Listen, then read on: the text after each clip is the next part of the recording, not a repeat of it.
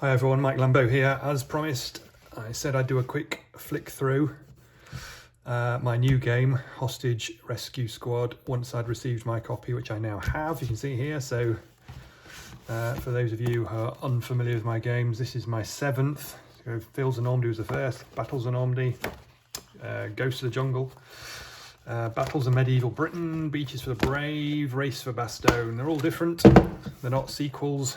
They're all unrelated to each other, so if you want a place to start whichever one suits you best or interests you the most. Anyway, today we're looking at Hostage Rescue Squad. As I say, this is newly released, and this is my copy just gone from Amazon. So the usual kind of style, the front. The only difference really with this one is it's a solitaire game rather than a solitaire war game, although it does have traits of a war game in it. It's technically not. Doesn't mean I'm not producing war games anymore, by the way. I will be, but I'm thinking of moving also into other areas, so this is the first step towards that, I guess. So there you go, same sort of style. So it's the same size, it's the same thickness, more or less, give or take, as the other books. So let's have a look inside, shall we? So after the starting title page, a list of books there. A reminder, you can watch playthroughs of all my games on my YouTube channel, so just search for me, Mike Lambeau, on YouTube, and you'll find me playing all of my games on there if you want to see how they work. I've already done a instructional playthrough of this one, which is up there, so I'm not going to sort of talk about the rules and stuff today. I've already done that in that video, so have a look at that if you want to know exactly how it plays.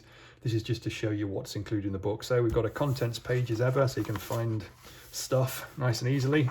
You can see straight away there are 10 missions in this book, and there are included suggested counters as well at the end. I'll have a look at those in a minute. So as ever, rules set out nice and clearly. Some suggestion of how you might annotate it if you're going to play it in that way. The recommendation is generally to photocopy it if you can do that, but I know some people do write on the book itself, but I don't think many people do that, but you can if you wish.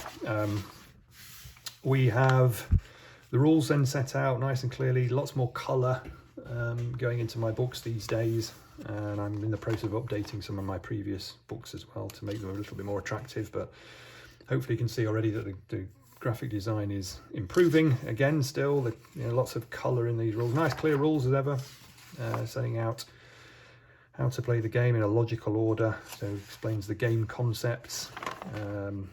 Line of sight, very straightforward as ever in this game. The mechanics, like the action mechanism, the threat level mechanism, the importance of hostages, a brief outline of the game phases, just 2 phases, the player phase, the AI phase, which is very quick to operate, You won't be spending very long doing that at all. The focus is on you and your enjoyment of the game. More detail on the phases, detail of the different actions available to your operators, so you can move them around the map, you can throw grenades, you can shoot. Again, diagrams there explaining how that works. You can open doors and close doors, you can kill hostiles silently, which is good because it doesn't raise the threat level, which is a bad thing. You can use a bullet shield in some situations to block enemy fire. You can calm things down if you get a lucky enough roll. Doesn't happen very often. And there's a leader influence there for one of the operators who's deemed to be the leader and can result in re-rolls for the other 2, which mitigates the dice rolls to some degree. Explanation of the hostile phase. The chart is there, sets out how that works. It probably looks more complicated than it is. It's based on symbols. So basically roll some dice and then the table dictates whether hostiles move depending on which symbol is on the tile they're on, and that dictates whether they move, but also which direction they might move in. They also shoot as well. More hostiles might appear, the threat level might increase, all kinds of things happen, but as I say, that's really quick to operate. You'll be spending most of your time operating your own guys rather than the AI.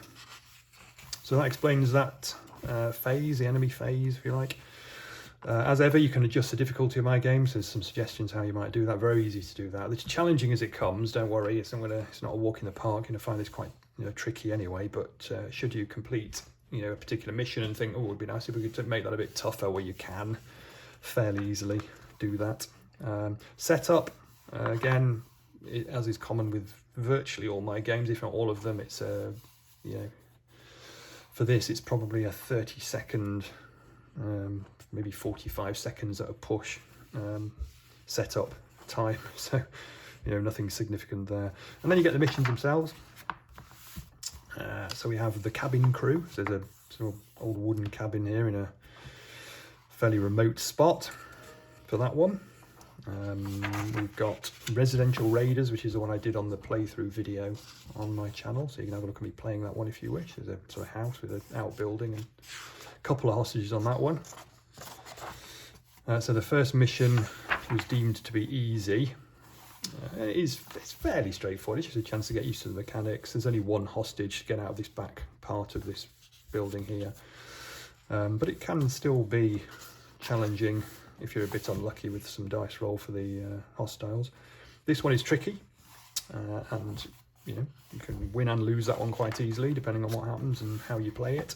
Then we've got Villa Villains, so it's based in a nice villa here with four rooms and a corridor down the middle, lots of doors, lots more to think about there. There are a couple of hostages again on that one, and that again is tricky. Mission 4, Bad Guys on the Bridge. I've said this one's unpredictable, and tend to when I test played this one a few times, it can get a bit manic. Sometimes it can be pretty straightforward, sometimes it can be nigh on impossible. So it's unpredictable, yes, let's call it. And the main reason for that is this bridge across this water here, and you have to go across here to get to the hostage in this building here. There's a hostage in this building here as well, which is a bit more straightforward because you can get it and go, but that one you've got to get across here, and you get hostiles on these side bits who are kind of potentially shooting across at you with no cover on there. So sometimes a bullet shield comes in handy there, sometimes it's a case of just trying to clear the map and then run as fast as you can to get across it. So that's an interesting one. Office occupiers. So here we've got half the map is outside, half the map is inside. There's fairly small offices here, sort of quite cramped, a bit claustrophobic. So that gives you something else to think about on that one. And yeah, there's still 2 hostages on that one. Still 2 hostages in these back rooms. Mission 6, again tricky. So still at the tricky level. So in other words, these kind of go either way. Sometimes they'll be a little bit easier than others, but they're always a bit of a challenge. Still got 2 hostages on here. So one in this back room, one here. We've got a railway, this is disused, railway rogues I've called. This is disused rail yard. So again, there's a clear stretch down the middle here, but you can go through the buildings this time, that one or that one, so make the decision based on where the hostiles are appearing. You've got windows through from one building to another, so that can be tricky right there and there. So you've just got to watch out for hostile shooting from one building to the other, so you've got to be a bit careful with that on that one. Okay, then mission 7, things become even more challenging. So now we start seeing 3 hostiles on the map. So we've got one here, one here, one here, so one in each building. And these tricky ones as well also tend to have hostiles appearing sort of further down the map, so they can come on and block your exit route. So not only have you got to get in and get hostages, you then find that often coming off the map is tricky as well, because lots of hostiles have appeared in and around you, so you have to be a bit careful with that. That's Jungle Jeopardy. Mission 8, 2 sheds. So there's a residential house here, so 4 rooms, different ways through again. There's 2 entrances, there's 2 exits at the back, and in the back garden there are 2 sheds, both with a door on them. There's 1 hostage in each. So again, there's only 2 hostages on here, but this is quite challenging. Lots of hostiles appearing here. So once you get into this back garden, it is tricky. You have to make good use of this cover. Got to try and get into these sheds quickly and get out again. Again, sometimes bullet shields come into effect there as well. There's also hostiles appearing out the front. Also, whilst you're getting tied up back here, there's guys appearing here as well. So it can be tricky to clear hostiles off the map, which is one tactic, and that's not always available on this particular mission. It can be done, but it's not so easy. So see how you get on with that one. Mission 9, Industrial Evil, which is call that one a bit crazy. So a bit like the bridge one. This, for some reason, I'm not quite sure, I've not quite put my finger on it why it is, but it does tend to become a bit manic. Maybe it's because there are so many hostiles starting low down here, I'm not sure. But there are 3 hostages again as well, and it just becomes a bit manic sometimes. And then mission 10 is probably the most difficult. I found it the most difficult anyway. Again, it does depend on the particular game you play. Sometimes it will be easier than others, and all these are definitely replayable a good few times each, just to see how they turn out, because they will be different each time. But again, it's very claustrophobic, and there's 1, 2, 3, 4, 5, 6, 7. There's 8 different rooms in here, although you can't get into this central part. This is a sort of atrium with windows only. But lots of buildings around and lots of rooms around, I should say, very small rooms. And that in itself produces difficulties, because when the threat level gets a bit higher, the hostiles rather can move 3, 4, 5 tiles at a time, so you can't always, it becomes less predictable, put it that way. A bit more difficult to deal with what they're doing. Okay, this suggested counter at the back. You don't need to use counters, so you can photocopy the maps and draw on them. You can use any old tokens at home. I often use cubes for my games, as you'll have seen if you've seen in other videos. So I would use sort of red cubes, and I've got cubes that match the colours on here, but you wouldn't have to do that. You can make your own very easily. Use figures or miniatures from other games, or whatever you might have laying around. Slight difference to the playthrough I did on the YouTube channel. There's 6 hostiles here. They're all different. You see the art has been changed slightly there. So we've got 6 different hostiles. We've got 4 hostages to choose from. You've got your 3 operators there, 3 bullet shields, threat level indicator, and the door open and close markers there. So what we tend to do there is you can cut this page out very easily, because it's the last page in the book. So that'll come out nice and neatly if you cut it down there. Stick it to card. Let it dry completely, cut it out with good quality scissors or a craft knife or something. You've got your counters. They will end up looking like this. The ones I made earlier, as they say. Oops. Stuck them to some, how well you can see that, but stuck them to some medium kind of card. Slightly thicker than a kind of cereal packet sort of thing, but not, it doesn't really matter. Whatever you want, you can use foam board or something. But they're really easy and they're quite effective. I've clipped the corners, but you don't have to do that.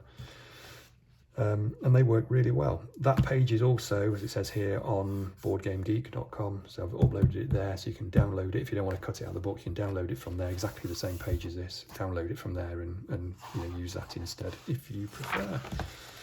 So that's what you get.